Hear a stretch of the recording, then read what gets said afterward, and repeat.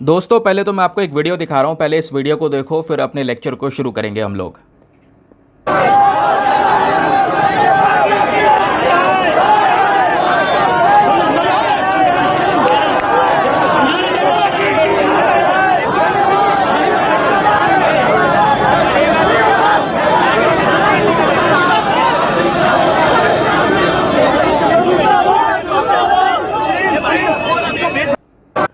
तो दोस्तों जो आप लोगों ने अभी वीडियो देखा है इसको अभी जस्ट डिस्कस करेंगे, पहले अपने लेक्चर को शुरू कर लेते हैं। So hi guys and welcome back to the channel Deepak Yadav education. Welcome to the daily Hindu news and editorial analysis of 30th of July 2024। तो गाइस आज है तारीख 30 जुलाई 2024 और है ट्यूसडे। देखेंगे आज के द हिंदू कंप्लीट न्यूज़पेपर को एनालाइज करेंगे। बट लेक्चर में आगे बढ़ने से पहले अगर आपको इस लेक्चर का PDF चाहिए तो क्या करना है, सबसे पहले डाउनलोड करना है टेलीग्राम, देन उसके बाद जाके सर्च बॉक्स में टाइप करना Deepak Yadav education UPSC। As you can see guys आपको ये वाला चैनल मिल जाएगा, इस पर क्लिक करना और जाकर इस चैनल को ज्वाइन कर लेना। यहाँ से आप डेली बेसिस पे इस लेक्चर के PDF को डाउनलोड कर पाओगे। नाउ हमेशा की तरह हम लोग अपने लेक्चर को एक मैप के क्वेश्चन के साथ स्टार्ट करेंगे। तो आज आप सभी को मैप में जाकर देखना है बोहाई गल्फ को कहाँ पर है एग्जैक्टली लोकेटेड, इसको अच्छे से मैप में देखना है। देन उसके बाद आकर नीचे कॉमेंट सेक्शन में टाइप करना, जिससे कि आप लोग इसको लंबे समय तक याद रख पाओगे। साथ ही साथ एक क्वेश्चन सॉल्व करेंगे जो कि UPSC पैटर्न के ऊपर बेस्ड है। डेली बेसिस पे हम यहाँ पर एक प्रैक्टिस क्वेश्चन को भी सॉल्व करते हैं। दोस्तों आपको याद होगा परसों हम लोगों ने एक आर्टिकल डिस्कस किया था अहोम डायनेस्टी को लेकर, जो हमारे न्यूज़पेपर का एक बहुत रेलिवेंट टॉपिक था। उसी से रिलेटेड आपके सामने एक क्वेश्चन है। क्वेश्चन यह है कि जो चराइदेव मैदान है ये एक यूनेस्को का वर्ल्ड हेरिटेज साइट अभी रिसेंटली डिक्लेयर किया गया है। तो इसी के बेसिस पे दोस्तों यहाँ पे 3 स्टेटमेंट्स हैं, बताना है तीनों में से कितने स्टेटमेंट सही हैं। तो पहला स्टेटमेंट बोलता है कि ये जो पर्टिकुलर साइट है ये पहली साइट है हमारे नॉर्थ ईस्ट इंडिया से जिसको वर्ल्ड हेरिटेज साइट का टैग मिला है, स्पेशली कल्चरल कैटेगरी के अंदर। दूसरा स्टेटमेंट बोलता है कि जो ये चराइदेव मैदान है ये बिल्कुल सेम टू सेम दिखने में आपको इजिप्ट के पिरामिड की तरह नज़र आता है। तीसरा स्टेटमेंट बोलता है कि जो ये मैडम है इनका यूज़ किया जाता था अहोम डायनेस्टी के जो कॉमन लोग हुआ करते थे उनके बरियल के लिए, उनको दफनाने के लिए। तो बताइए तीनों में से कितने स्टेटमेंट सही हैं। ऑप्शन नंबर A केवल 1, ऑप्शन नंबर B केवल 2, ऑप्शन नंबर C तीनों सही हैं, या फिर ऑप्शन नंबर D सभी गलत हैं। तो इसका सही आंसर सभी को नीचे कमेंट सेक्शन में देना है। एटलीस्ट सभी को इसमें पार्टिसिपेट करना है, जैसा मैं आप लोगों से डेली बेसिस पे बोलता हूँ। बाय द वे इसका जो करेक्ट आंसर है वो मैंने आपको टेलीग्राम पर प्रोवाइड करवा दिया है, वहाँ से भी आप इसको चेकआउट कर सकते हैं। और अगर वहाँ पर आंसर नहीं मिलता है तो भी कोई परेशान होने की ज़रूरत नहीं है, क्योंकि वीडियो के लास्ट में इसके करेक्ट आंसर का डिस्कशन हम लोग करेंगे।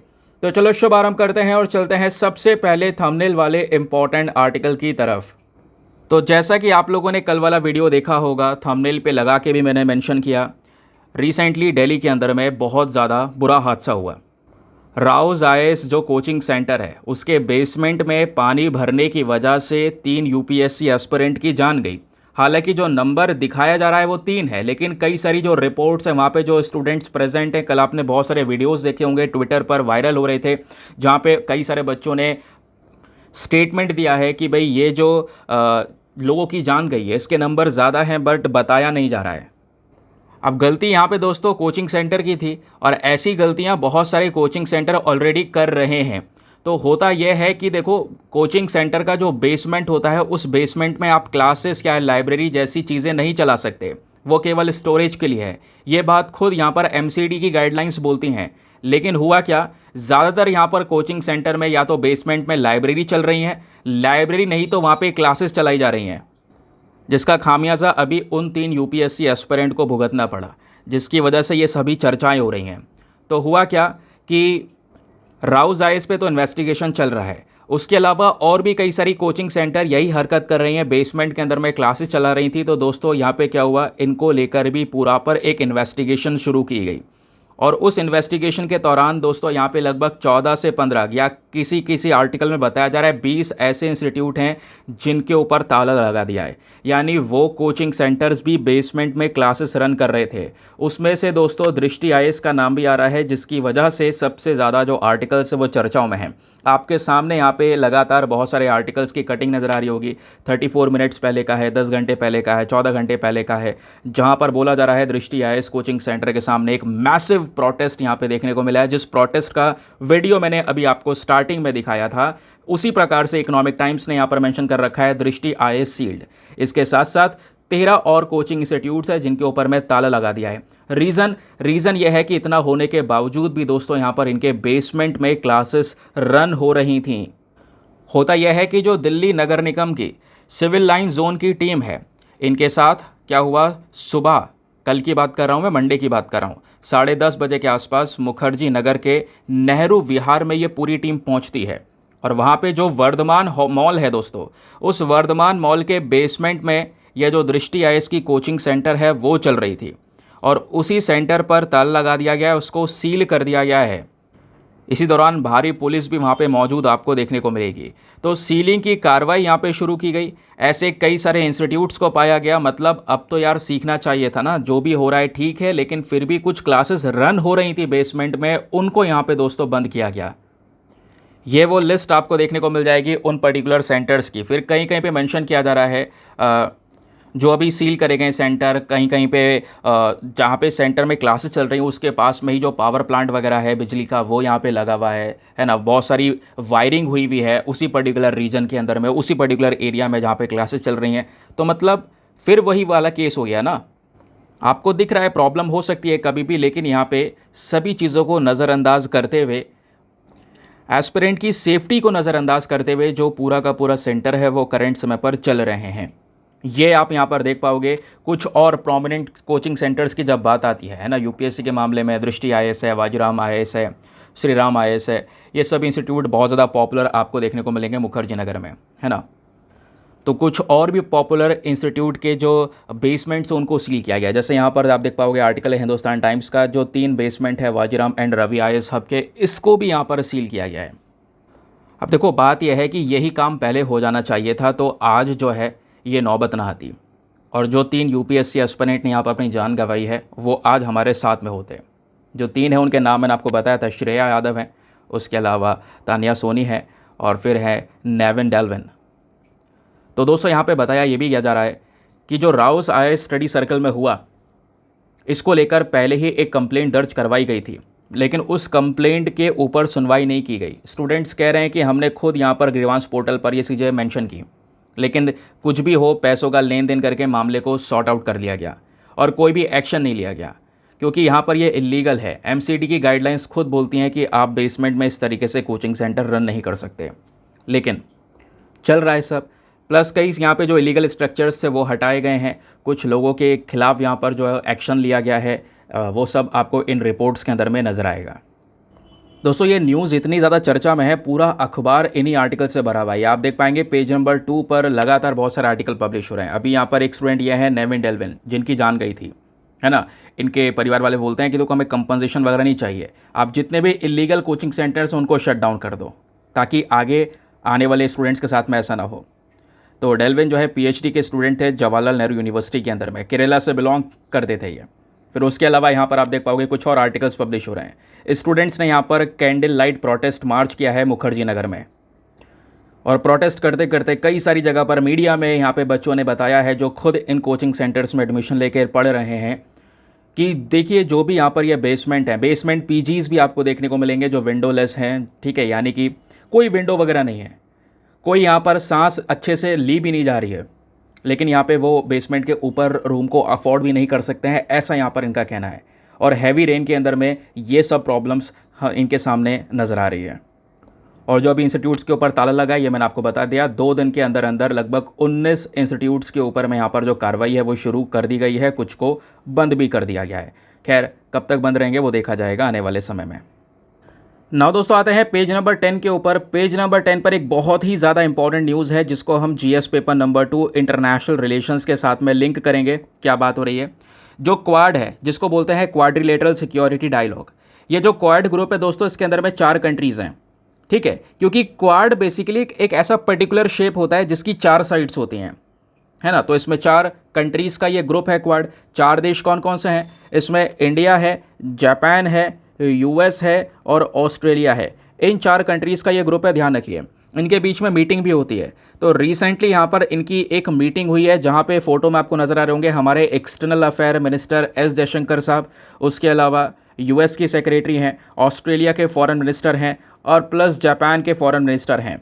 इन सब के बीच में डिस्कशन हुए और डिस्कशन के दौरान यहाँ पर इन चारों क्वाड कंट्रीज़ ने फोकस किया है कि देखिए हम सभी डेमोक्रेसीज़ हैं और हमारा मेन फोकस है कि हम आराम से जो स्पेशली इंडो पैसिफिक रीजन है वहाँ पर एक सिक्योरिटी को मेंटेन कर सकें, क्योंकि ओवरऑल दोस्तों अगर आप कॉन्सेप्ट देखोगे क्वाड को लाने के पीछे का पर्पस क्या था, लाने के पीछे का रीज़न ये था ताकि इंडो पैसिफिक रीजन में चाइना के अग्रेशन को रोका जा सके। अभी मैं आपको मैप में दिखाऊंगा, बढ़िया क्लियर होगा।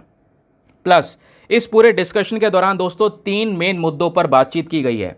सबसे पहला यूक्रेन का इशू, जो रशिया यूक्रेन के बीच में वॉर हुआ, रशिया ने बहुत ज़्यादा डिस्ट्रक्शन मचाया यूक्रेन में, कई लोगों की जान गई, इनोसेंट लोगों की जान गई इस वॉर के अंदर में। वही सिमिलर सिनेरियो गाज़ा पट्टी में नज़र आया और वही सिमिलर सिनेरियो म्यांमार में नज़र आया। हालांकि म्यांमार में यूक्रेन और गाज़ा पट्टी से सिचुएशन थोड़ा सा डिफरेंट है।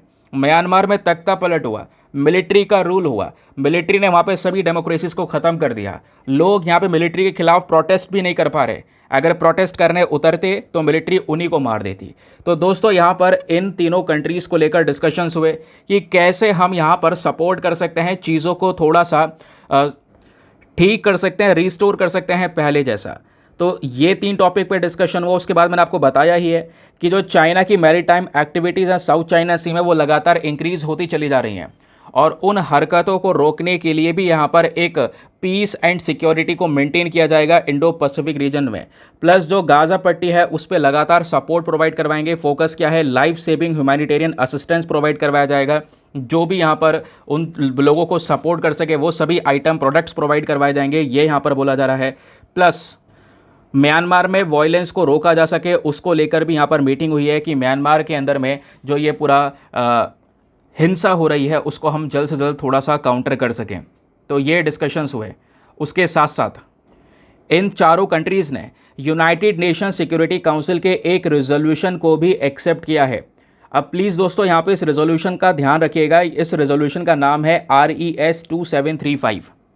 क्या RES 2735, कहीं पर लिख लो इसे। ये यूनाइटेड नेशन सिक्योरिटी काउंसिल का रेजोल्यूशन, ऐसे क्वेश्चन 2 बार बने हैं यूपीएससी में कि बताइए ये रेजोल्यूशन किस चीज़ के लिए था। ठीक है, तो यहाँ पर जो RES 2735 है ये वाला रेजोल्यूशन बेसिकली सभी जो कंट्रीज़ हैं इनको साथ में लेने की बात करता है और यहाँ पर बोलता है कि जो इजराइल और गाज़ा पट्टी के बीच में ये पूरा वॉर चल रहा है, इन्होंने यहाँ पर एक दूसरे के होस्टेजेस को रख रखा है। स्पेशली यहाँ पर गाज़ा पट्टी ने कई सारे लोगों को बंदी बना के रखा है, इजराइल के लोगों को। इजराइल कह रहा है कि उन होस्टेजेस को छोड़ दिया जाए। ठीक है, तो बेसिकली यहाँ पर इमीडिएटली इन होस्टेजेस को छोड़कर एक दूसरे के साथ में सीज़ फायर अपनाया जाए, यानी कि इस युद्ध को रोका जा सके। ये इसीलिए रेजोल्यूशन लेकर आया गया था और इस रेजोल्यूशन को भी यहाँ पर एक्सेप्ट किया है इन क्वाड कंट्रीज़ ने। तो वो डिस्कशन हुआ। तो इस आर्टिकल से अगर कुछ चीज़ पढ़ने वाली है या याद रखने वाली है प्रीलिम्स के तौर पर, तो ये रेजोल्यूशन का नाम ध्यान रखना या कहीं पे लिख लेना। बाकी तो ये चर्चाएं हो रही हैं, रशिया यूक्रेन का वॉर, गाज़ा पट्टी का इशू, उसके अलावा म्यांमार का इशू लगातार न्यूज़ में आपको देखने को मिलेंगे। दूसरा पॉइंट अगर एग्जामिनेशन के पॉइंट ऑफ व्यू से पढ़ना है दोस्तों, तो वो क्वाड के बारे में पढ़ना है। क्वाड क्या है, इसका इंपॉर्टेंस क्या है, इसको कैसे बनाया गया, इसके बारे में फैक्चुअल डेटा पता होना चाहिए। प्रीलिम्स में वही पूछा जाएगा। चलिए, उसके लिए परेशान नहीं होना, क्योंकि एक ही वीडियो में आर्टिकल प्लस आपका पूरा स्टैटिक पोर्शन सभी चीज़ें कवर हो जाती हैं। तो दोस्तों नोट्स वोट्स बनाने की टेंशन नहीं लेनी है, यहाँ पे सभी कुछ चीज़ें आपको प्रोवाइड करवा रहा हूँ। तो क्वाड में 4 कंट्रीज़ हैं, इन चारों कंट्रीज़ के नाम आपको पता हैं। ठीक है, उसके अलावा इस पर्टिकुलर ग्रुप को बनाने की शुरुआत हुई साल 2004 में और इस ग्रुप को बनाने का कॉन्सेप्ट दोस्तों यहाँ पर जो जापान के पूर्व प्रधानमंत्री हैं शिंजो एबे साहब, वो यहाँ पर लेकर आए थे। फिलहाल हमारे साथ आज ये दुनिया में नहीं है, इनका असैसिनेशन हो गया था, आपको पता होगा।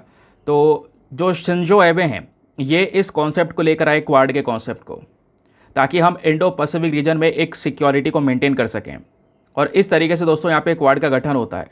लेकिन स्टार्टिंग में आप देख पाओगे कोई अच्छी तरीके से मीटिंग वगैरह नहीं होती है, बीच बीच में कई सारे बदलाव आते हैं, क्योंकि साल 2007 में शिंजो एबे साहब रिज़ाइन कर देते हैं जापान के प्राइम मिनिस्टर की पोस्ट से। उसके बाद प्रधानमंत्री जो ऑस्ट्रेलिया के हैं वो भी चेंज हो जाते हैं। तो कुछ बदलाव हो गए, जिस चक्कर में क्वाड कमज़ोर हुआ, फिर उठा, फिर गिरा, फिर उठा, इस तरीके से सिचुएशन चलती रही। लेकिन धीरे धीरे 2020 में अगर आप देख पाओगे, ऑस्ट्रेलिया ने भी इंडिया, US, जापान के साथ में मालाबार नेवल एक्सरसाइज को ज्वाइन कर लिया था लगभग 10 साल बाद। तो 2020 में पहली बार ऐसा हुआ जब चारों कंट्रीज़ ने साथ में मिलकर इस अभ्यास को लीड किया। ठीक है, ये हमने देखा। उसके अलावा क्वाड के बारे में और बेसिक फैक्ट आप देख पाओगे तो इसको अच्छी तरीके से जो एस्टेब्लिश किया गया था वो साल 2007 था। ध्यान रखिए, इसका कॉन्सेप्ट पहले ही आ गया था लेकिन 2007 में यहाँ पे पूरी तरह से आया। इसको कई बार, ध्यान रखिए, क्वाड को हम कई बार क्या बोल देते हैं, मिनी नाटो। जो नाटो है, नॉर्थ एटलांटिक ट्रीटी ऑर्गेनाइजेशन, है ना, स्पेशली वेस्टर्न कंट्रीज़ का ग्रुप, जो सब साथ में मिलकर यहाँ पर अपने आप में एकता दिखाते हैं नाटो ग्रुप के माध्यम से। नाटो इतना पावरफुल है दोस्तों क्योंकि नाटो का एक आता है आर्टिकल 5, आपको ये पता होगा। आर्टिकल 5 क्या बोलता है?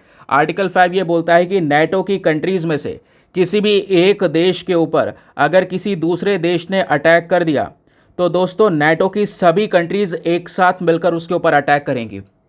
ये यूनिफॉर्मिटी नाटो में डेवलप होती है।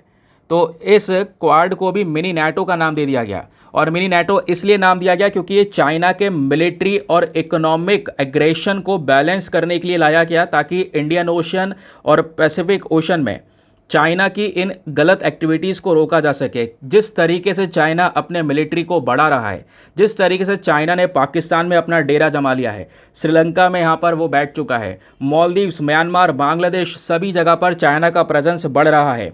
मिलिट्री रैली भी, साथ ही साथ में इकोनॉमिक एक्टिविटीज़ भी इंक्रीज़ हुई हैं। उसी चीज़ को काउंटर करने के लिए दोस्तों क्वाड डेवलप किया, ताकि चाइना के पावर को यहाँ पर हम आगे बढ़ने ना दें। और इसमें यहाँ पर यूएस पूरी तरह से इंडिया को शामिल करता है, क्योंकि इंडिया को शामिल करे बिना काम होगा भी नहीं, क्योंकि यहाँ पर इंडियन ओशन एक बहुत बड़े टेरिटरी को शेयर करता है भारत के साथ में। तो इस तरीके से देखोगे तो ये 4 कंट्रीज़ आती हैं। इधर से इंडिया है, नीचे ऑस्ट्रेलिया हो गया, ये हमारा इंडियन ओशन हो गया, ये हमारा पैसिफिक ओशन हो गया, ठीक है, ये पैसिफिक ओशन हो गया, इधर यहाँ पे यूएस हो गया।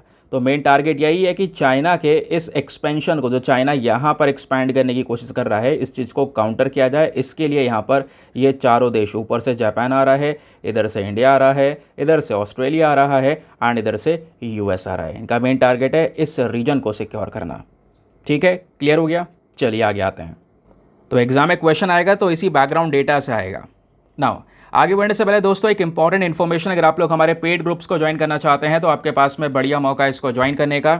यहाँ पर आपको डेली बेसिस पे करंट नोट्स के पीडीएफ वगैरह प्रोवाइड करवाए जाते हैं। फॉर एग्जांपल, जैसा आपने देखा क्वाड वाला आर्टिकल डिस्कस किया, पीछे का बहुत सारा डेटा डिस्कस किया, वो सभी डेटा दोस्तों आपको एक पीडीएफ में कंपाइल करके दे दिया जाता है। एक ऐसा पीडीएफ जो प्रिंटेबल फॉर्म में है, जिसका प्रिंट आउट वगैरह आप निकलवा सकते हैं। एक ऐसा पीडीएफ जिसपे हिंदी और इंग्लिश दोनों भाषाओं में कॉन्टेंट मिल जाता है।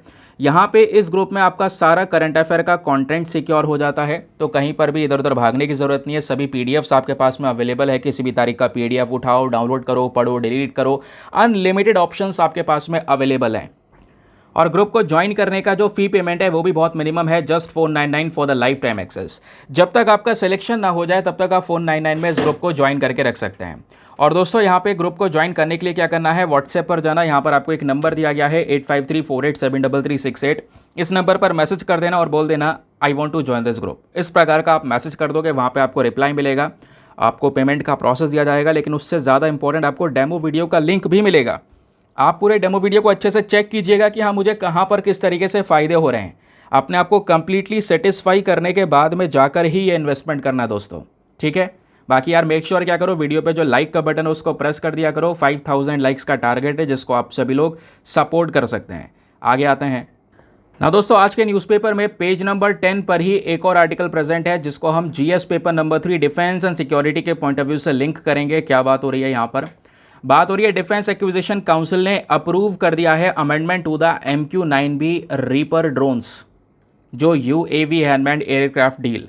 आपको पता होगा MQ-9B जो ड्रोन्स है दोस्तों, ये ड्रोन हम परचेज कर रहे हैं अमेरिका से, तो उसी को लेकर कई सारे अग्रीमेंट्स करे गए हैं, कई सारी डील्स यहाँ पर दोस्तों अप्रूव की जा रही हैं। अब सारा का सारा जो प्रोसीजर है वो अमेरिका की साइड से तो फॉलो कर लिया गया है, भारत की साइड से कुछ प्रोसीजर्स रह गए हैं, उसको फॉलो करके डील साइन प्रॉपर तरीके से होगी। क्योंकि यहाँ पे जो ये डिफेंस एक्विजिशन काउंसिल है, ये बहुत इंपॉर्टेंट बॉडी है, क्योंकि यही बहुत सारी चीज़ें डिसाइड करती है कि हमें कितने हथियार किससे परचेज करने हैं। और इस डिफेंस एक्विजिशन काउंसिल को चेयर कौन करता है? हमारे डिफेंस मिनिस्टर राजनाथ सिंह जी, ध्यान रखिए। तो मंडे में यहाँ पे दोस्तों इस पर्टिकुलर काउंसिल ने इस अमेंडमेंट को रिव्यू किया है, इस अमेंडमेंट को अप्रूव भी किया है। और ये पर्टिकुलर डील है जिसमें हम 31 MQ-9B ये जो ड्रोन्स हैं ये अमेरिका से परचेज कर रहे हैं। और यहाँ पे हम लोग अपना एयरक्राफ्ट कैरियर INS विक्रमादित्य को भी रिफिट करेंगे थोड़े समय बाद, ये भी बोला जा रहा है। ऑफिशियल सोर्सेज का कहना है कि अमेरिका ने अपनी साइड से तो सारे प्रोसेस कंप्लीट कर लिए हैं। नाउ अब भारत का टर्न है कि हम भी अपनी साइड से सारे प्रोसेस या सारे प्रोसीजर्स को कंप्लीट करें ताकि इस डील को साइन किया जा सके और जल्द से जल्द इस ड्रोन्स को यहाँ पे भारत में लाया जा सके, क्योंकि हमारे लिए ये ड्रोन्स की रिक्वायरमेंट बहुत ज़्यादा है, क्योंकि अभी तक सबसे पावरफुल ड्रोन्स इनको माना जाता है। और भारत ये 31 ड्रोन को परचेज़ कर रहा है। उन 31 ड्रोन का दोस्तों हम करेंगे क्या, वो आर्टिकल में यहाँ पे नज़र आएगा। इंडिया 31 9QB रीपर ड्रोन जो परचेज कर रहा है, इसमें से यहाँ पर आप देख पाएंगे 15 सी गार्जियंस होंगे for the Indian navy, 16 sky guardians आपको देखने को मिल जाएंगे, ठीक है, जिसमें से यहाँ पर 8 देंगे इंडियन आर्मी को और 8 देंगे एयरफोर्स को। और यहीं पर 16 और 15 आपके हो गए 31। इस तरीके से इन ड्रोन को दिया जाएगा। नेवी, आर्मी, एयरफोर्स के लिए, तीनों के लिए यहाँ पर इतने इतने ड्रोन्स खरीदे जा रहे हैं और इसका कॉस्ट आएगा लगभग $3.99 बिलियन के आसपास। ये भी ध्यान रखिएगा दोस्तों, समझ गए। तो आर्टिकल में क्या चर्चा हो रही है ये आपको क्लियर हो गया। लेकिन आपको पता है क्या ये आर्टिकल आपको सीधा एग्जाम में हेल्प करेगा? नहीं, अभी आपको MQ-9B रीपर ड्रोन के बारे में और भी बेसिक फैक्ट्स पता होना चाहिए। डिफेंस एक्विजिशन काउंसिल के बारे में बेसिक डेटा पता होना चाहिए। देखिए अब एग्जाम में क्या क्या पूछा जाएगा वो बताता हूँ आपको मैं। सबसे पहले तो इस प्रीडेटर ड्रोन के बारे में बेसिक फैक्ट, जैसे ये एक ड्रोन है अनमैन्ड एरियल व्हीकल जिसमें कोई इंसान नहीं होगा। आप ड्रोन समझते ही हैं, आजकल बहुत ज़्यादा यहाँ पर यूज़ किए जा रहे हैं। क्वेश्चन है इस ड्रोन को किसने डेवलप किया है? अमेरिका की कंपनी ने। कंपनी कौन सी है? जनरल एटॉमिक्स एरोनॉटिकल सिस्टम, ठीक है। इनका मेन प्राइमरी पर्पज़ यही था कि US की स्टेट एयरफोर्स के लिए इन ड्रोन्स को डेवलप करें। और अमेरिका इन ड्रोन्स का इस्तेमाल करता है निगरानी रखने के लिए, एयर स्ट्राइक करने के लिए, है ना। तो इसमें एयर स्ट्राइक करने की ताकत भी है, मिसाइल्स को दागने की ताकत भी है। और इसमें 2 वेरिएंट्स आते हैं, स्काई गार्जियन और सी गार्जियन। मैंने आपको बताया ना, सी गार्जियन इसके लिए ले रहे हैं, स्काई गार्जियन इसके लिए ले रहे हैं, है ना। अभी हमने थोड़ी देर पहले ही पढ़ा था आर्टिकल के अंदर में, ये आपको पता होगा। तो वैसे यहाँ पे अगर आप देख पाओगे हमारे लिए काफ़ी हेल्पफुल होने वाला है, क्योंकि इस ड्रोन में जो फीचर्स हैं वो हमारे लिए काफ़ी ज़्यादा रिक्वायर भी हैं। जैसे ये जो ड्रोन है ये कैरी कर सकता है 5670 किलोग्राम्स के आसपास का वेट। इसकी फ्यूल कैपेसिटी है 2721 kg के आसपास। ये लगभग 40,000 फीट की ऊंचाई पर ऑपरेट कर सकता है। ये हमारे लिए एक मोस्ट इंपॉर्टेंट फैक्टर होने वाला है। इसकी जो टॉप स्पीड हो सकती है वो 442 किलोमीटर प्रति घंटा हो सकती है। प्लस यहाँ पर जैसे मैंने आपको बताया, या तो वो निचले स्तर पर भी उड़ सकता है, ग्राउंड लेवल पर भी, या बहुत ज़्यादा हाइट पर भी उड़ा सकते हैं हम इसको। इसकी जो मैक्सिमम एंड्योरेंस पावर है, कितनी देर तक उड़ सकता है? 40 घंटे तक दोस्तों इसमें ताकत है, लगातार निगरानी कर सकता है। और इसमें यह भी है कि कहीं पर अगर दुश्मन है तो उसके ऊपर स्ट्राइक मिसाइल कर सके, उसके ऊपर अटैक कर सके, उस एनिमी को पूरी तरह से ख़त्म कर सके, और बिल्कुल सटीक तरीके से। क्यों? क्योंकि इस ड्रोन के अंदर में 4 हेलफायर मिसाइल्स भी दोस्तों आपको देखने को मिल जाएंगी और अराउंड 450 kg के आसपास बॉम्ब्स भी नज़र आएंगे। तो इसमें इतनी ज़्यादा ताकत है, बहुत बड़े साइज़ का आपको ये ड्रोन देखने को मिल जाएगा। तो यही सभी फीचर्स क्या करते हैं, ये सभी फीचर्स इस ड्रोन को ऑल इन वन बना देते हैं। दुश्मन कहीं पर दिख रहा है, या दुश्मन की पनडुब्बी है, सबमरीन है, उसको उड़ाना है, या कहीं पर और कुछ एनिमी टारगेट्स नज़र आ रहे हैं, उसको ख़त्म करना है, तो उसके लिए दोस्तों यहाँ पर ये ड्रोन सही तरीके से कैपेबल है। और अच्छी बात है, चाहे रात हो चाहे दिन हो, कैसा भी पर्टिकुलर वेदर हो, उन सभी वेदर में आराम से यहाँ पर ये परफॉर्म कर सकता है। तो ये तो बात हो गई ड्रोन्स की। अब इस ड्रोन को ख़रीदा जा रहा है अमेरिका से। इसको लेकर जो डील है वो सब अप्रूवल मिला है डिफेंस एक्विजिशन काउंसिल की साइड से। तो डिफेंस एक्विजिशन काउंसिल क्या है? एक सबसे ज़्यादा बड़ी डिसीजन मेकिंग बॉडी, जिसका मेन काम है डिफेंस मिनिस्ट्री के अंदर में अगर कोई नई पॉलिसी, नई नीति आ रही है, या कोई चीज़ हम खरीद रहे हैं अपने आर्मी, नेवी, एयरफोर्स के लिए, या इवन इंडियन कोस्ट गार्ड के लिए, तो उन सब चीज़ों का डिसीजन लेने का काम डिफेंस एक्विजिशन काउंसिल का है। और ध्यान रखिए, बता ही चुका हूँ आपको कि डिफेंस एक्विजिशन काउंसिल के जो चेयरमैन है वो खुद हमारे मिनिस्टर ऑफ डिफेंस हैं। डिफेंस एक्विजिशन काउंसिल को बनाया गया था जब एक कमेटी ने रिकमेंडेशन दिया था। देखो, जो कारगिल वॉर हुआ था 1999 में, उसके अगले साल 2021 के अंदर में reforming the nation security system जो टॉपिक है, तो जो ये reforming the national security system है, इनके रिकमेंडेशन के बेसिस पे डिफेंस एक्विजिशन काउंसिल वाला कॉन्सेप्ट आया और उसको बनाया गया। ठीक है, चलिए आगे आते हैं। हाँ दोस्तों, एक आध हमारे पास में शॉर्ट न्यूज़ भी है, क्योंकि आज के हिंदू न्यूज़पेपर में आर्टिकल्स कम हैं, तो मैंने कुछ सोर्सेज को भी इंक्लूड किया है जो आपको बहुत हेल्प करेंगे, बहुत ज़्यादा हेल्प करेंगे। आप उसको देख कर पहचान सकते हैं। जैसे एक आर्टिकल हमारे पास में दोस्तों ये है, GS paper number 1 art and culture के साथ में लिंक करेंगे, जहाँ पे बात हो रही है तेल उम एमिर हेरिटेज साइट के बारे में। तो रिसेंटली हेरिटेज साइट काफ़ी चर्चाओं में है। ये आपके सामने इंडियन एक्सप्रेस का एक्सप्लेनर सेक्शन का आर्टिकल आपको ये नज़र आएगा। अब इस साइट के बारे में बेसिक चीज़ें क्या क्या पढ़नी है आपको पता होना चाहिए। ये देखिए आर्टिकल है, क्योंकि इंडियन एक्सप्रेस ने रिसेंटली पब्लिश किया है कि गाज़ा का जो ये तेल उमर अमेर हेरिटेज साइट है, इसको वर्ल्ड हेरिटेज साइट की लिस्ट में ऐड किया गया है। इस वजह से ये चर्चाओं में है। तो दोस्तों इसके बारे में क्या क्या बातें आपने पता होनी चाहिए। आपको पता होगा रिसेंटली वर्ल्ड हेरिटेज कमेटी का जो पूरा सेशन है, 46वां सेशन, वो रिसेंटली न्यू दिल्ली में हुआ। भारत ने इस सेशन को होस्ट भी किया। उसी के बेसिस पे गाज़ा पट्टी के जो एक इम्पॉर्टेंट साइट, एक स्थल है, उसको यूनेस्को वर्ल्ड हेरिटेज की लिस्ट में ऐड किया गया है। अब क्वेश्चन है कि भाई इस इस स्थल के बारे में पता होना चाहिए। ये जिस साइट की हम बात कर रहे हैं, जिसका नाम है तेल उमर अमर हेरिटेज साइट, ये जो पर्टिकुलर साइट है दोस्तों, ये गाज़ा जो शहर है उससे 10 किलोमीटर जस्ट निचले वाले हिस्से पर ही प्रेजेंट है। वहाँ पे एक म्यूनिसिपैलिटी आती है जिसका नाम है नुसेरत म्यूनिसिपैलिटी। वहीं पर आपको ये सिचुएटेड नज़र आएगा। लोकेशन दिखा देता हूँ जिससे आपको अच्छी तरीके से क्लियर हो। ये इजराइल है, ये गाज़ा पट्टी है जिसके बीच में अभी डिस्प्यूट चल ही रहा है। तो इस गाज़ा पट्टी में ये आपको दोस्तों गाज़ा शहर नज़र आएगा। गाज़ा शहर से 10 किलोमीटर नीचे जाओगे तो ये वो पर्टिकुलर लोकेशन है। ये जो मैंने डॉट बना दिया है, या ये डॉट देखिए, यही जगह है जहाँ पर यह तेल उमर साइट करंट समय पर सिचुएटेड है। इसी को वर्ल्ड हेरिटेज की लिस्ट में ऐड किया गया है, ध्यान रखिए। ठीक है, अब ये जो जगह है दोस्तों, ये बहुत पुराने ज़माने का एक क्रिश्चियन मोनेस्ट्री रहा है, यानी कि क्रिश्चियन मठ कह सकते हैं। वो मठ देखने को मिला जिसको बनाया गया था 4th सेंचुरी के समय पर, जो हिलारियन द ग्रेट हैं उनके थ्रू। और इसको कई बार हम मोनेस्ट्री ऑफ सेंट हिलारियन का नाम भी दे देते हैं। ये पहली ऐसी यहाँ पर मोनेस्टिक कम्युनिटी थी इस पर्टिकुलर लैंड में जिन्होंने लगातार काम किया और अपने इन प्रैक्टिसेस को पूरे रीजन में स्प्रेड किया, फैलाया। ये जो मोनेस्ट्री है दोस्तों, इसकी एक इम्पॉर्टेंट पोजीशन मानी जाती है इतिहास में, क्योंकि यहाँ पर एशिया और अफ्रीका के बीच में जो ट्रेड है उसका कम्युनिकेशन बनाने का काम भी ये मठ किया करता था। समझ गए? तो यूनेस्को की वर्ल्ड हेरिटेज लिस्ट में ऐड किया गया है। तो दोस्तों यूनेस्को के बारे में भी कुछ बेसिक फैक्ट्स पता होने चाहिए, specially for your prelims examination. तो यूनेस्को का मतलब फुल फॉर्म आपको पता ही है, United Nation Educational Scientific Cultural Organisation. ध्यान रखिए, यूनाइटेड नेशन की एक स्पेशल बॉडी है, स्पेशल एजेंसी है। तो जो हमारा कॉन्स्टिट्यूशन है यूएन का, ये फोर्स में आया 1946 में।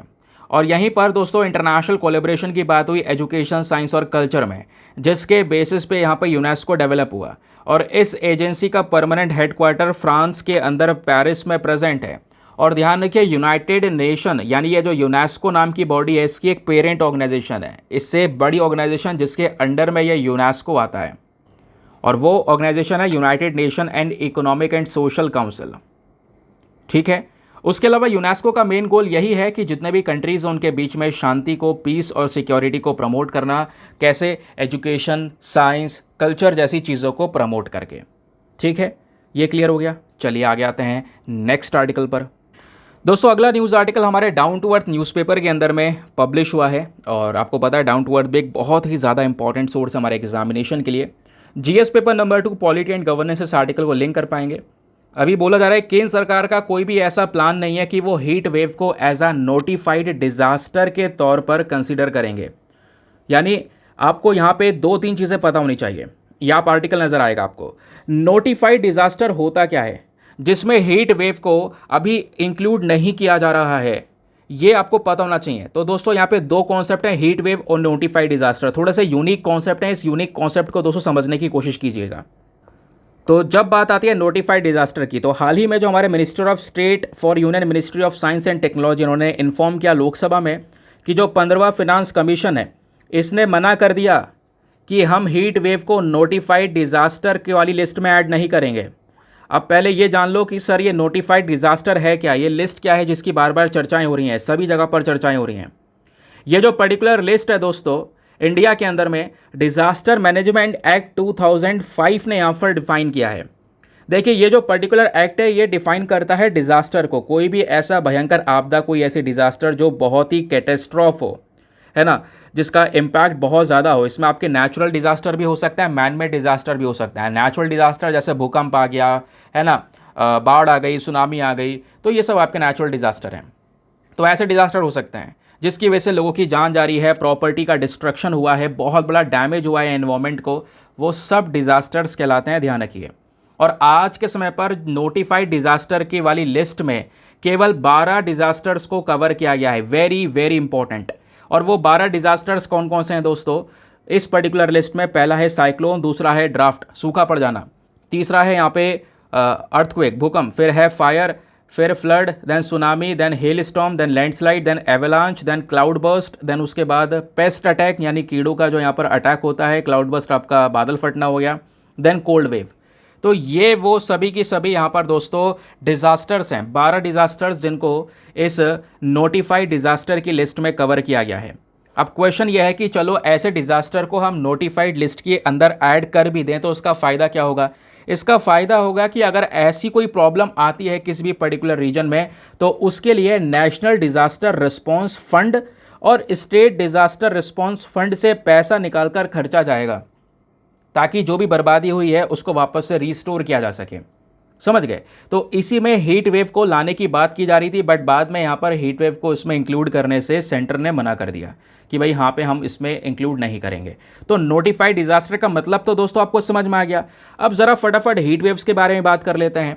हीट वेव्स क्या है? देखिए, हीट वेव को डिफाइन करने का एक बेसिक क्राइटेरिया है जो हमारे इंडियन मेट्रोलॉजिकल डिपार्टमेंट ने बताया है। इन्होंने ये बोला है, देखो नॉर्मल तरीके से मान लो गर्मी पड़ रही है, अब हमारे कुछ प्लेन एरियाज़ में जैसे दिल्ली वगैरह का हो गया, कुछ हमारे पहाड़ी इलाके भी हैं, हिली एरियाज़ हो गए। अब इन दोनों एरियाज़ में मान लो नॉर्मल गर्मी पड़ रही है, सपोज़ यहाँ पे पहाड़ी इलाकों में 30 डिग्री सेल्सियस के आसपास गर्मी पड़ रही है और प्लेन एरियाज़ में सपोज़ 40 डिग्री सेल्सियस के आसपास गर्मी पड़ रही है, सपोज़ कर लेते हैं। अब ये गर्मी पड़ रही है, लेकिन अगर सडनली अचानक से यहाँ पर इस टेम्परेचर में एक बड़ी बढ़ोतरी हो जाए, अचानक से यहाँ पर ये 40 से सीधा यहाँ पर 46 या 47 डिग्री पहुँच जाए, ठीक है, या ये 30 से सीधा 37 डिग्री पहुँच जाए, तो अचानक से दोस्तों टेम्परेचर का बढ़ना, इसी को यहाँ पे हम हीट वेव बोलते हैं। और ये क्राइटेरिया खुद इंडियन मेट्रोलॉजिकल डिपार्टमेंट का है, ध्यान रखिए। समझ गए इस बात को? क्लियर हो गया? चलिए आगे आते हैं।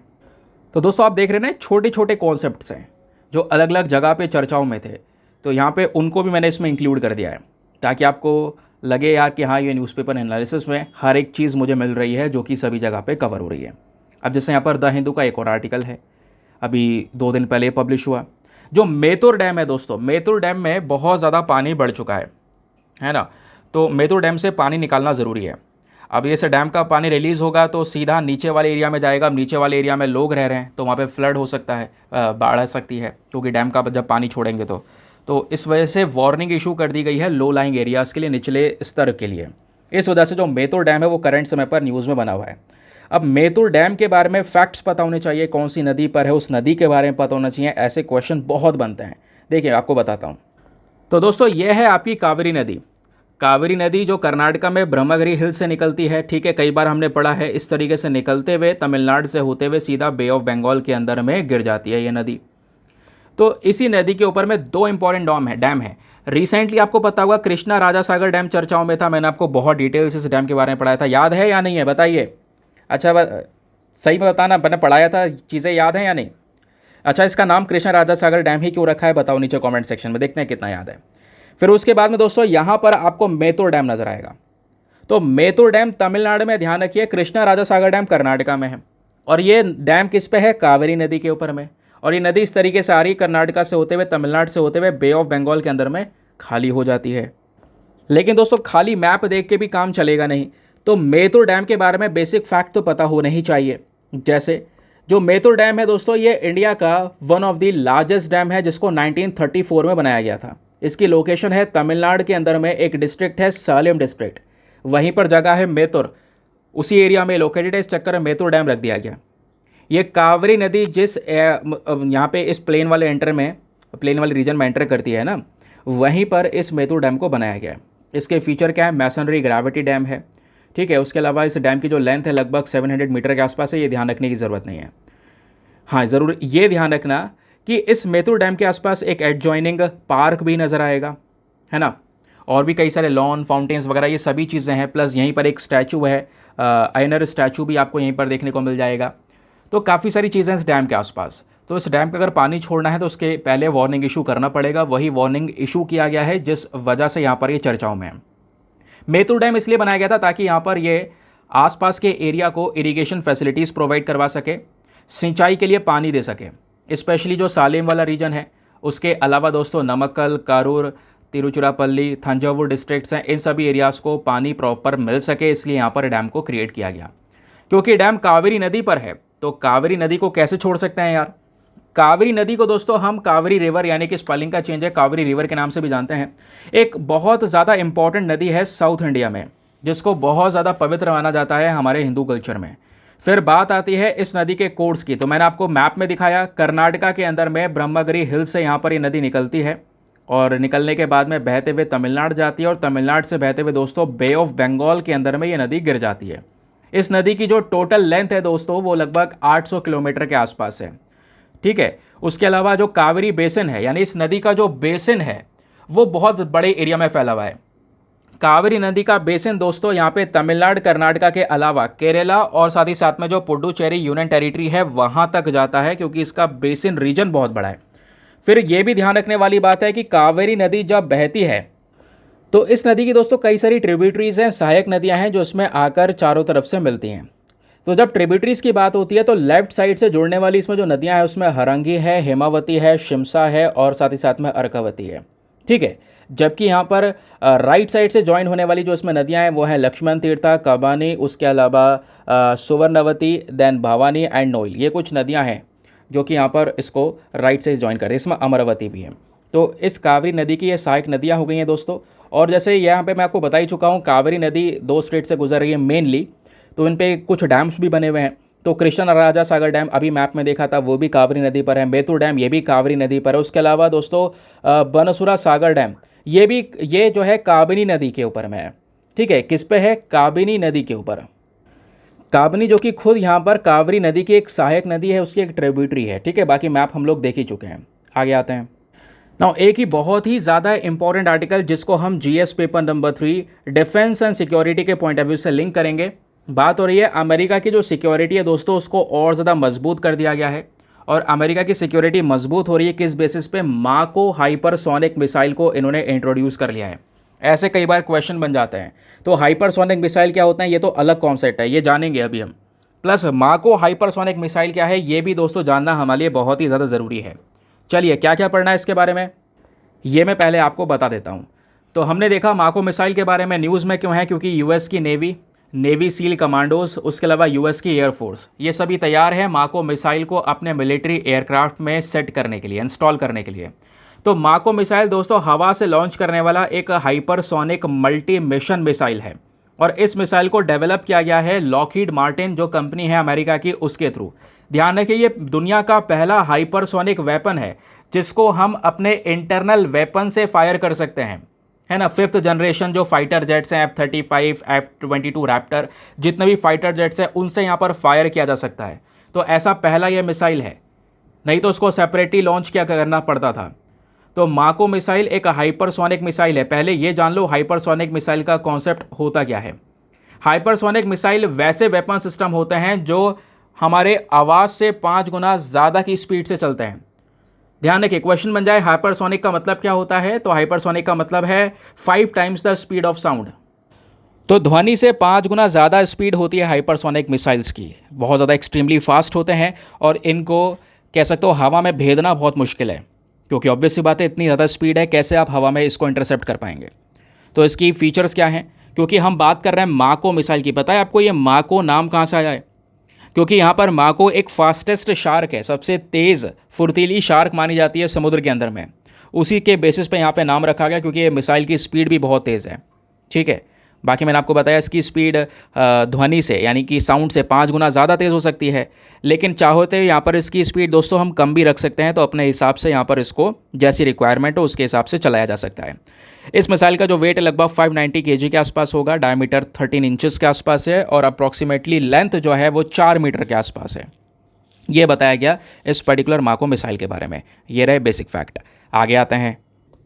हाँ दोस्तों, बाकी पेज नंबर 12 पर एक और न्यूज़ आर्टिकल आपको देखने को मिल जाएगा हमारे न्यूज़पेपर के अंदर में, जो बहुत इंपॉर्टेंट है। बात हो रही है प्रोजेक्ट टाइगर के बारे में। तो प्रोजेक्ट टाइगर कहीं ना कहीं लगभग 5.5 लाख, कितने, 5,50,000 के आसपास जो ट्राइबल पीपल हैं उनको डिस्प्लेस कर देगा, ऐसा यहाँ पर एक रिपोर्ट का कहना है, जिसको लेकर यहाँ पर ये एनालिसिस हुआ है। तो प्रोजेक्ट टाइगर डिस्प्लेस करने वाला है 5.5 लाख लोगों को, स्पेशली शेड्यूल्ड ट्राइब्स को, प्लस कुछ और लोग जो जंगलों में आज के समय पर रह रहे हैं।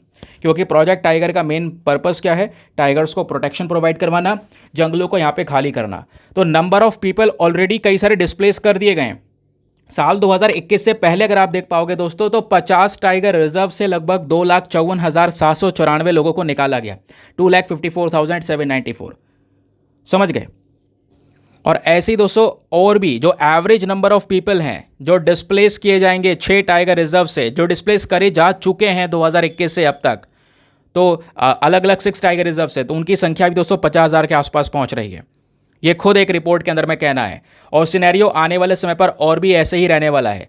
कई सारे लोगों को और भी डिस्प्लेस किया जाएगा, उनके एरिया से हटाया जाएगा, ताकि वहाँ पे हम टाइगर्स को प्रोटेक्शन प्रोवाइड करवा सकें। अब कौन कौन से टाइगर रिजर्व से कितने कितने हज़ार लोगों को हटाया गया, वो यहाँ पर बोला जा रहा है। अब इस रिपोर्ट ने इन सब चीज़ों को क्लेम करते हुए लास्ट में एक बात ये बोल दी कि जिस तरीके से यहाँ पे उनको हटाया जा रहा है, उसमें 2 तरीके अपनाए जा रहे हैं। या तो यहाँ पे फोर्स एविक्शन हो रहा है, ज़बरदस्ती यहाँ पे उनको जंगलों से हटा दिया गया, निकाल दिया गया। और कई बार यहाँ पे ये देखा गया ज़बरदस्ती निकालने में कुछ तो ऐसे निकल गए जो नहीं निकले, उनके साथ में ह्यूमन राइट वायलेशन भी हुआ है दोस्तों। मानव अधिकार का उल्लंघन यहाँ पर किया गया है, ऐसा इस आर्टिकल में मेंशन किया गया। तो ओवरऑल यहाँ पर इस आर्टिकल के एस्पेक्ट में अगर आपको समझना है तो समझना होगा प्रोजेक्ट टाइगर क्या है, जहाँ पे हम टाइगर प्रोटेक्शन की बात कर रहे हैं। तो दोस्तों टाइगर प्रोटेक्शन में जो प्रोजेक्ट टाइगर, इसका एक अहम रोल रहा है शुरू से, जिसकी वजह से टाइगर्स की थोड़ी सी पॉपुलेशन बढ़ी है, बट फिर भी जितनी हम चाहते हैं उसके हिसाब से नहीं बढ़ी है। तो वो भी डिस्कस करेंगे। टाइगर प्रोजेक्ट है क्या, इसको लेकर क्या इंपॉर्टेंस है, प्लस इसके संबंधित क्या क्या चैलेंजेस हैं, क्योंकि एग्जाम में यहीं से क्वेश्चन आने वाला है। और यहीं इसी आर्टिकल से रिलेटेड आपको लास्ट में मैं एक मेंस का क्वेश्चन दूंगा, तो उसको भी यहाँ पर आपने पढ़ना होगा और उसका एक उत्तर लिखना होगा। सबसे पहले तो दोस्तों प्रोजेक्ट टाइगर को भी पढ़ने से पहले टाइगर के बारे में बेसिक फैक्ट पता होने चाहिए। हमारे देश का जो नेशनल एनिमल है वो क्या है, वो भी रॉयल बंगाल टाइगर है, स्पेशली जिसका साइंटिफिक नेम है पैंथेरा टिग्रिस। ठीक है, अब टाइगर की भी 2 स्पीशी हैं दोस्तों, एक है कॉन्टिनेंटल टाइगर और दूसरा है सोंडा टाइगर। ये टाइगर्स कहाँ कहाँ पे पाए जाते हैं, अगर आप देख पाओगे कंट्रीज़ वाइज कि कौन कौन से देश में जहाँ पे सबसे ज़्यादा टाइगर की पॉपुलेशन पाई जाती है, तो ऐसे आपको 13 देश देखने को मिल जाएंगे। और वो 13 देश में सबसे पहले है India, then Nepal, then Bhutan, Bangladesh, Myanmar, Russia, China, Thailand, Malaysia, Indonesia, Cambodia, Laos and Vietnam. जो IUCN की लेटेस्ट रिपोर्ट आई है, उस रिपोर्ट के अकॉर्डिंग बोला गया है कि जो ये टाइगर्स की पॉपुलेशन है, कंबोडिया से ख़त्म हो चुकी है, लाओस से ख़त्म हो चुकी है, वियतनाम से ख़त्म हो चुकी है। तो कुछ ही कंट्रीज़ रह गई हैं जहाँ पे टाइगर की पॉपुलेशन प्रेजेंट है, क्योंकि लगातार इनकी पॉपुलेशन पर खतरा है। इस वजह से IUCN के रेड लिस्ट में इसको एंडेंजर्ड कैटेगरी में कवर किया गया है, ताकि यहाँ पे इसकी पॉपुलेशन को हम प्रॉपर प्रोटेक्शन प्रोवाइड करवा सकें। और साइट्स में अपेंडिक्स 1 में कवर किया गया, यानी कि इन टाइगर का इंटरनेशनल ट्रेड आप नहीं कर सकते। खतरा है क्या इनको, लगातार यहाँ पे जिस जंगल में रह रहे हैं उन जंगलों को ख़राब किया जा रहा है, डिस्ट्रक्शन चल रहा है, डिफॉरेस्टेशन हो रहा है, और इलीगल तरीके से यहाँ पे दोस्तों इनका व्यापार भी होता है, इनकी हंटिंग होती है, और टाइगर के बॉडी पार्ट्स का, स्किन का या दूसरे अदर बॉडी पार्ट्स का इधर उधर मार्केट में व्यापार किया जाता है। इस वजह से भी टाइगर की पॉपुलेशन लगातार खतरे में हमको पिछले कुछ समय से देखने को मिली है। नाउ अब बात करते हैं थोड़ा सा यहाँ पे हम प्रोजेक्ट टाइगर के बारे में। तो प्रोजेक्ट टाइगर बहुत ज़्यादा पुराना, मतलब टाइगर को बचाने का प्रोग्राम है, जिसको लॉन्च किया गया था 1 अप्रैल 1973 में भारत सरकार के थ्रू। इस प्रोजेक्ट टाइगर का मेन उद्देश्य, मेन ऑब्जेक्टिव क्या है, ताकि जो टाइगर हैबिटेट्स हैं, जिस एरिया में टाइगर रह रहे हैं, है ना, उनके हैबिटेट्स को ख़राब होने से बचाया जा सके, जंगलों को प्रोटेक्ट किया जा सके, ताकि वहाँ पे टाइगर सही सलामत रह सकें। ठीक है, और इसके थोड़े बहुत बेनिफिट्स भी हमको नजर आए। तो टाइगर, प्रोजेक्ट टाइगर के कुछ बेनिफिट्स हैं, जैसे सबसे पहला बेनिफिट हुआ tiger population recovery. Primary objective ये भी है कि टाइगर की पॉपुलेशन को वापस से बढ़ाया जा सके। लेकिन हुआ क्या, थोड़ा बहुत पॉपुलेशन इंक्रीज़ हुआ। एक रिपोर्ट हमको ये बताती है कि लगभग 2006 में 1400 के आसपास टाइगर्स थे, जो कि थोड़ा बहुत बढ़ के 2022 में 3170 के आसपास या 3167 के आसपास यहाँ पे हमको नजर आए, टू बी प्रिसाइज, ऐसा यहाँ पे बोला जा रहा है। तो जितना हम सोच रहे थे उतना ज़्यादा यहाँ पर अच्छी तरीके से टाइगर की पॉपुलेशन इंक्रीज़ हो नहीं पाई। लेकिन प्रोजेक्ट टाइगर ने थोड़ा बहुत काम किया, इनकी पॉपुलेशन को बचाया, क्योंकि इनका हैबिटेट बचा। जिस एरिया में जंगल में रहते हैं उनको प्रोटेक्शन प्रोवाइड करवाई, तो इनडायरेक्टली इनकी पॉपुलेशन भी बचेगी। फिर क्योंकि दोस्तों यहाँ पर प्रोजेक्ट टाइगर का एक और बेनिफिट है, वो है इकोनॉमिक टूरिज्म। क्योंकि टाइगर्स की जब बात करते हैं तो एक कैरिश्मेटिक मेगाफोन है। कहने का मतलब यहाँ पर यह है कि आप भी दिलचस्पी रखते होंगे यार टाइगर को एक बार हम देख सकें, जू जा सकें, है ना, टाइगर रिजर्व जा सकें। तो इससे क्या होता है, जब आप जाते हो घूमने के लिए, इनकी पॉपुलेशन को देखने के लिए, इनको देखने के लिए, स्पेशली एक एक्सपीरियंस रियल टाइम लेने के लिए, तो इससे क्या होता है उस एरिया का इको टूरिज़्म बढ़ता है। आप गए हो वहाँ पे, पैसा भी खर्च होगे, लोकल कम्युनिटीज़ वहाँ पे है, वो भी यहाँ पे कहीं ना कहीं उनको फ़ायदा होगा उस बढ़ती हुई इकोनॉमी से, उस लोकल रीजन की इकोनॉमी बढ़ेगी। फिर उससे क्या होगा, जो कंजर्वेशन एफर्ट्स हैं, जो भी यहाँ पर टाइगर को बचाने के लिए एफर्ट्स लगाए जा रहे हैं, फिर लोकल कम्युनिटीज़ भी इस तरीके के एफर्ट्स लगाएंगी। फिर एक आता है पॉइंट इकोलॉजिकल बैलेंस का। तो टाइगर्स दोस्तों एपेक्स प्रेडेटर हैं। अगर आप लिस्ट देख पाओगे तो उसमें सबसे ऊपर आते हैं। टाइगर को प्राकृतिक तौर पर हम कैसे देखते हैं कि भाई ये इसलिए आया है ताकि हर्बीवोर जो एनिमल्स हैं, जो दूसरे हैं, हिरण है ना, और भी कोई जानवर हैं जो घास फूस खाने का काम करते हैं, तो उनको यहाँ पे खाने का काम करता है टाइगर, ताकि यहाँ पर इनकी पॉपुलेशन मेंटेन रहे। क्योंकि टाइगर्स नहीं होंगे तो हर्बीवोर्स स्पीशीज़ की संख्या बढ़ती चलेगी, और वो हर्बीवोर स्पीशीज़ हमारे जो प्लांट, जितने भी पेड़ पौधे हैं, वो सब खा के ख़त्म कर देंगे, एनवायरनमेंट पर नेगेटिव इंपैक्ट होगा। तो हर चीज़ को बैलेंस करने के लिए, ठीक है, हर्बीवोर स्पीशीज़ की पॉपुलेशन को काउंटर करने के लिए टाइगर्स हैं, लायंस हैं, तो ये दोस्तों इसलिए एज अ एपेक्स प्रीडेटर माने जाते हैं। फिर उसके बाद में टाइगर को हम दोस्तों एक की स्टोन स्पीशी भी मानते हैं। की स्टोन स्पीशी मतलब टाइगर का रहना बहुत ज़्यादा ज़रूरी है, ठीक है, क्योंकि अगर ये ख़त्म हुआ तो इससे हमारे इकोसिस्टम पर एक नेगेटिव इम्पैक्ट पड़ता हुआ नजर आएगा, ठीक है। इसलिए प्रोजेक्ट टाइगर इनडायरेक्टली क्या करता है, इन स्पीशी को बचाने का काम करता है ताकि जो फूड चेन है वो बनी हुई रहे।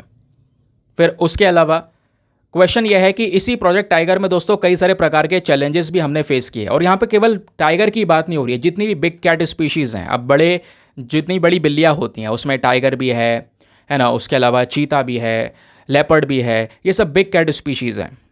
तो इनके सभी के साथ में एक कॉमन सी चीज़ यहाँ पर यही देखने को मिली। चीता तो ऑलरेडी ख़त्म हो गया, वो तो हमें अफ्रीका से मंगाना पड़ा। अभी टाइगर लेपर्ड के साथ में भी यही सिनेरियो है दोस्तों। तो प्रोजेक्ट टाइगर में कई सारी चैलेंजेस, चुनौतियाँ हैं।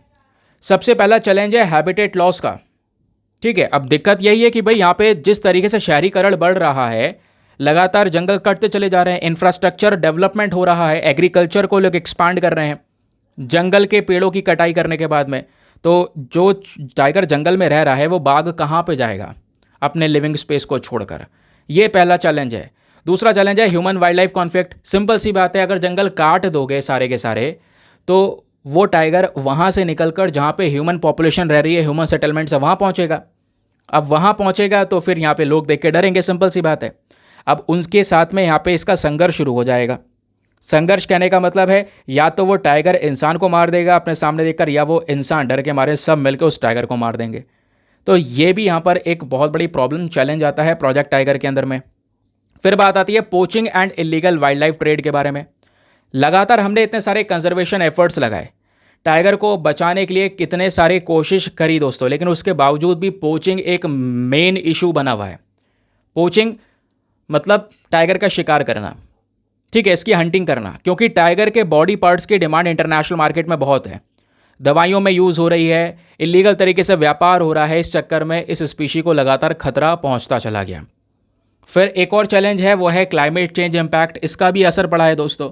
इसके कंडीशन की वजह से यहाँ पर इनके जो हैबिटेशंस है वो लगातार यहाँ पर चेंज होते हुए नजर आए, क्योंकि क्लाइमेट चेंज की वजह से जो दूसरी और छोटी जानवरों की प्रजातियाँ हैं, हर्बीवोर स्पीशीज़ हैं, है ना, उनके लिए प्रॉपर तरीके से मतलब वो सही से अवेलेबल नहीं हो पा रहे, उनकी पॉपुलेशन भी ख़त्म होती चली जा रही है। तो ऑब्वियस सी बात है, उनकी पॉपुलेशन ख़त्म होगी तो फिर यहाँ पे टाइगर को खाने को क्या मिलेगा, उसके लिए शिकार नहीं होगा, तो वो सब भी यहाँ पर एक असर डालता है।